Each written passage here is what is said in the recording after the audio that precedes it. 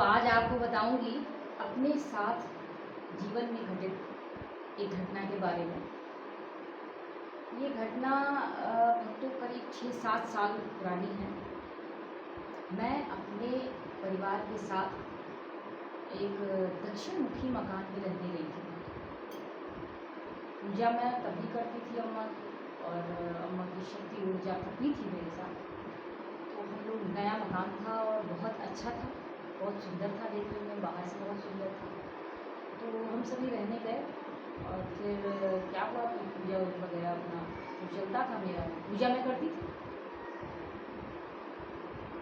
तो पूजन करते करते और जब करते करते 6 महीने बीत गए, और 6 महीने में क्या हुआ, कुछ नया देखने को मिला उस मकान में कि वहाँ जो है, जब मैं पूजन करती थी तो आवाज़ आती रहती थी, खट खट खट खट खट खट की आवाज़ आती रहती थी कभी कभी। तो हम लोग ने नज़रअंदाज कर दिया कि क्या है ये, समझ में नहीं आया कि क्या हो रहा है या ये क्या है, क्या आवाज़ है।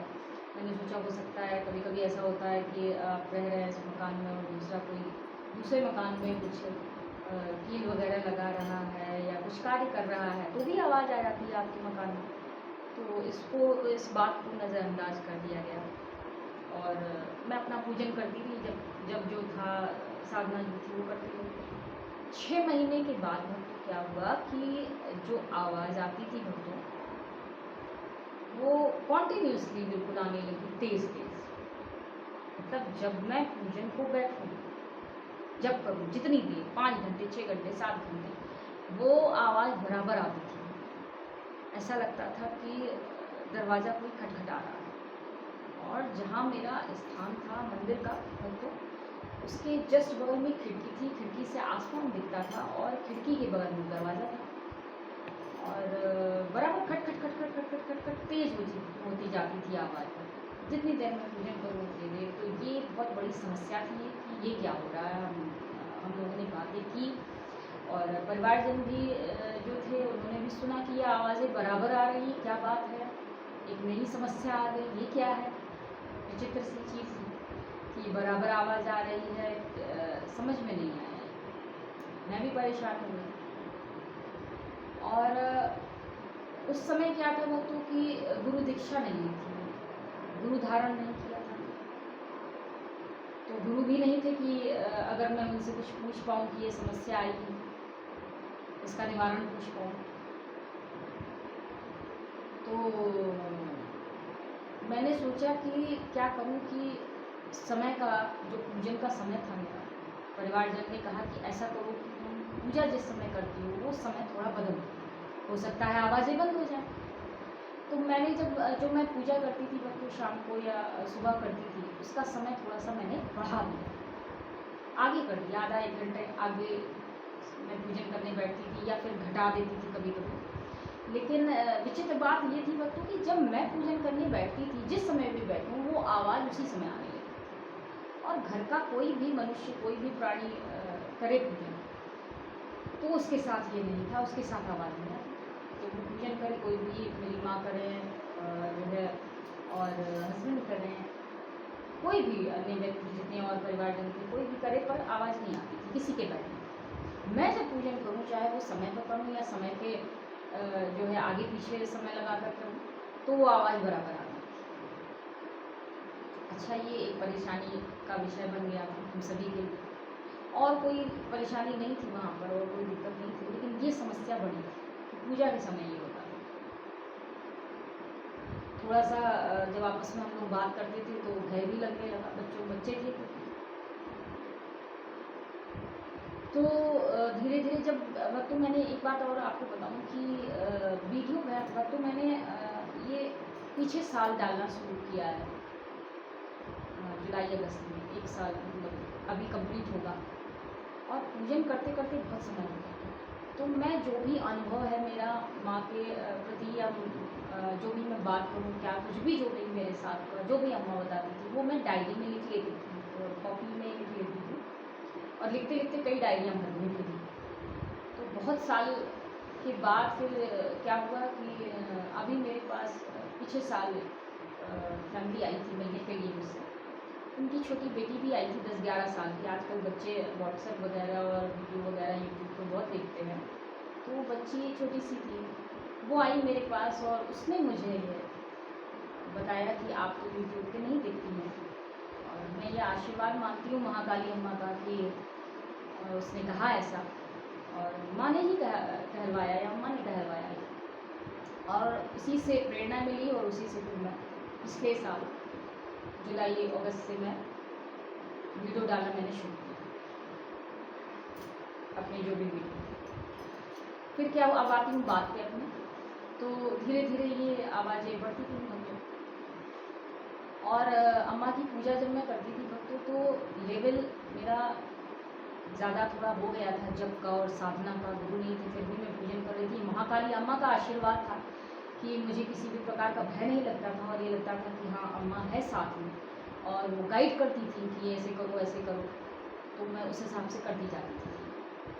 तो जब मैं अम्मा का पूजन करती थी, जिसमें मैंने वीडियो भी डाला है कि जब मैं अम्मा से बात करने की जिद की थी मैंने, उसके बाद ये शुरू हुआ था, उसके बाद ये शुरू हुआ सारी चीज़ें, उसके बाद शुरू हुई है। तो मैंने, अम्मा मुझे बार बार ये कहती थी कि तुम ध्यान करो। ऐसा लगता था जब भी सोऊं या कुछ कार्य कर रही हूँ, दिमाग में ये घूमता रहता था कि ध्यान करो, तुम ध्यान नहीं करती, ध्यान करो, और तब से मैं ध्यान करती हूँ बराबर।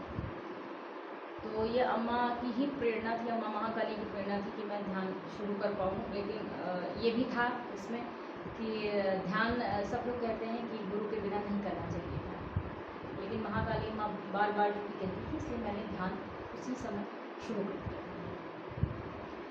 तो क्या हुआ कि उसी बीच में ध्यान करती थी तो परेशानियाँ इतनी बढ़ गई मुझे कि जब मैं ध्यान करने बैठी तो जो भी मैं साउंड लगाती थी अकेले करती थी अकेले कमरे में, और उस कमरे में नहीं करती थी जहाँ मेरा मंदिर था, जहाँ मैंने मंदिर स्थापित किया, उस कमरे में न करके विपरीत कमरे में करती। तो वहाँ क्या होता था, जब मैं ध्यान करने लगती थी और 5-10 मिनट के बाद जब मैं ध्यान में आ जाती थी, तो ऐसा लगता था कि किसी ने साउंड को बहुत तेज़ी से बढ़ा दिया। जो साउंड था और जिस पर मैं ध्यान करती थी, उसे कोई इतनी तेज़ बढ़ा देता था कि कभी कभी ऐसा होता है कि आप शांत हैं, अवस्था में हैं, या आप सो रहे हैं और अचानक से कोई आपको जगा दे, तो बड़ी पीड़ा होती थी और हृदय में कुछ कंपन होने लगता था सबको ऐसा।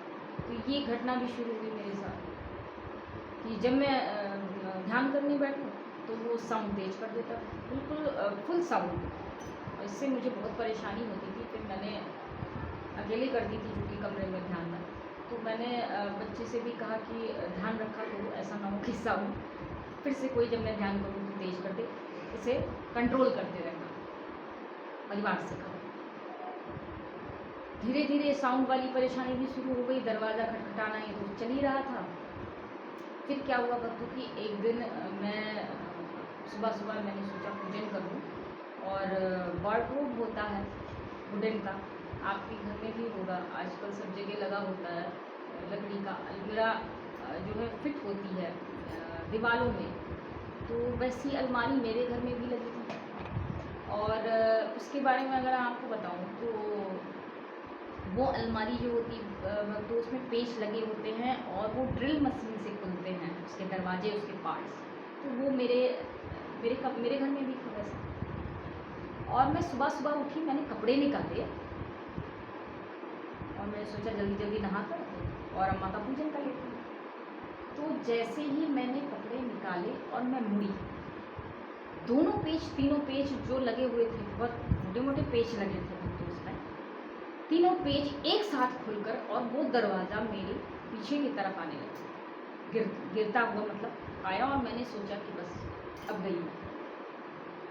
महाकाली अम्मा का बहुत आशीर्वाद था बच्चों की। जस्ट पीछे जो है बगल में उसकी डाइनिंग टेबल रखी थी मेरी, उसकी चेयर रखी हुई थी, तो मेरे उसके बीच में वो चेयर कहाँ से आ गई मुझे भी समझ नहीं आता आजकल। महाकाली अम्मा का आशीर्वाद है कि वो चेयर बीच में आकर, मेरे उसके बीच में आकर गिर गई। किसने गिराया ये मुझे भी नहीं पता चलता है, लेकिन गिरी, और वो दरवाज़ा आकर के उस चेयर पे लग गई, और मेरे और उस दरवाजे के बीच में सिर्फ इतना सा फर्क था। अगर उस समय जब मैं पूजन कर रही थी तो आपको कि 70 किलो का वज़न था मेरा, जो घट के 40 हो गया था, 40 से 41 किलो हो गया था। बहुत दुबली-पतली थी उस समय, और अगर वो दरवाज़ा मेरे पे गिरता 35-40 किलो का, तो मेरी बैकबोन, रीढ़ की हड्डी तो जाती-जाती, गर्दन भी जाती। तो यह अम्मा का आशीर्वाद था। अम्मा ने ही बचाया मुझे, महाकाली अम्मा ने, कि उस समय मैं बच गई। हालाँकि दिमाग में ये बैठ गया कि ये बहुत दुष्ट है, जो भी प्रेत है ये बहुत दुष्ट है और मुझे परेशान कर रहा है। फिर क्या हुआ कि उसके 1 हफ्ते बाद मैं कहीं अम्मा का वस्त्र लेने गई थी बाज़ार, और चूँकि जल्दी थी तो मैं अपनी बाइक से गई। आगे हस्बैंड बैठे थे और पीछे मैं बैठी थी, और एक आपने देखा होगा आइसक्रीम वगैरह की, वो आइसक्रीम का कॉर्नर जो लोग लगाते हैं, क्वालिटी बॉल्स और ये मदर डेयरी का, ऐसे ही एक आ रहा था कॉर्नर, जैसे लगाते हैं कॉर्नर पे, तो वो आ रहा था, और उससे ऐसा एक्सीडेंट हुआ, ऐसा वो रिक्शा जो था आइसक्रीम का, वो ऐसा लड़ा मेरी गाड़ी के पीछे कि उस पे जो आदमी बैठा था वो दूर जाकर गिरा, और मैंने सूट पहन रखा था, मेरे पूरे कपड़े, शलवार जो थी घुटने से नीचे पूरी फट गई, कुर्ता फट गया पूरा, और बहुत लोग इकट्ठा हो गए वहाँ पे कि क्या हुआ, और सभी ने कहा पैर तो शायद चला गया होगा मेरा, लेकिन तब भी मुझे माँ ने, अम्मा महाकाली ने बचाया।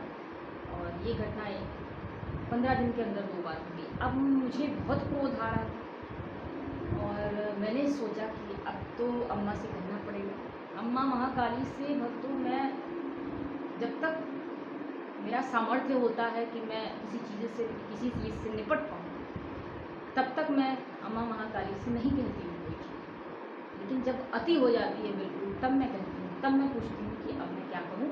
तब मैं अम्मा महाकाली के पास के मंदिर पे गई, और रात को जब मैंने पूजन किया, उस समय हवन चल रहा था 11 साढ़े 11 बजे, और तब मैंने अम्मा से रो के कहा कि अम्मा ऐसी बात है, और ये मुझे परेशान। हालाँकि सब अम्मा को सब पता होता है, संतान किस परेशानी से जूझ रही है, सब अम्मा को पता होता है, ईश्वर को पता होता है, इसको आप भेजते हैं। तो अम्मा से ऐसे ही रो के मैंने कहा कि बहुत बड़ी परेशानी हो, और भक्तों एक सबसे बड़ी बात होती है कि जिसे आप देख सकते हैं, जिसे आप अनुभव कर सकते हैं, जिसके हाथ हैं, पैर हैं, जिसकी आँखें हैं, आप उससे लड़ सकते हैं। लेकिन जो दिखाई नहीं देता, इनविजिबल है, उससे आप कैसे लड़ पाएंगे? वो क्या करेगा, उसके कृत्य क्या है, अच्छा है बुरा है, उससे आप कैसे लड़ सकते हैं? सबसे बड़ी बात है।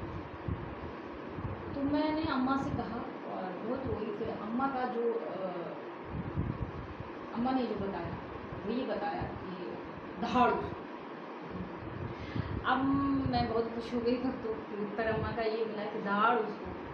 तो जिस बच्चे के साथ महाकाली अम्मा जैसी अम्मा हो, और शूरवीर पिता हो, पिता बजरंगबली, वो बच्चे का क्या ही हो सकता है। सदैव रक्षा करते आए महाकाली अम्मा की, और पिता बजरंगबली ने बचपन से रक्षा की है, उन्होंने ही मिलवाया है मुझे महाकाली से। तो मैं बस बहुत खुश हुई कि अब तो माता पिता हैं ही साथ में।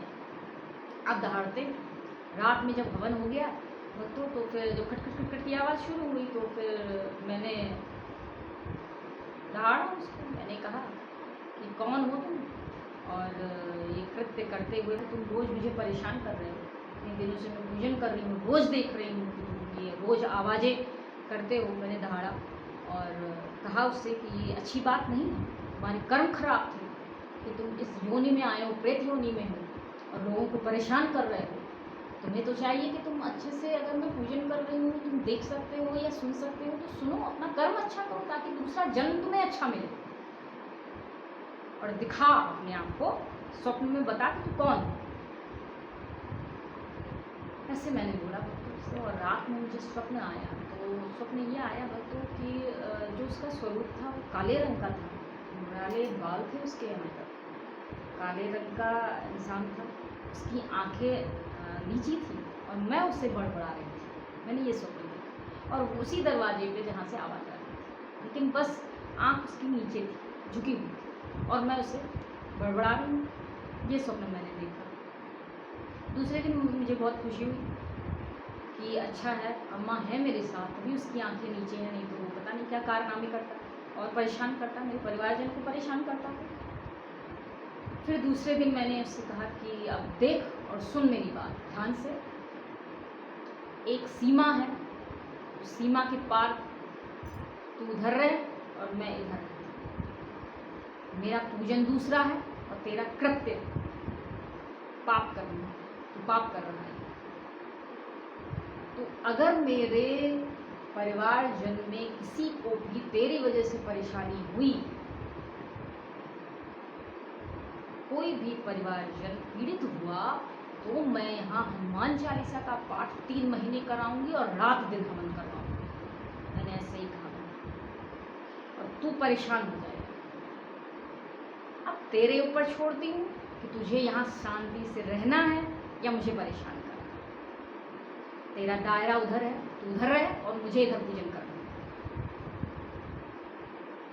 ऐसे ही मैंने बात की। तो सोच ले कि तुझे यहाँ रहना है या जाना है।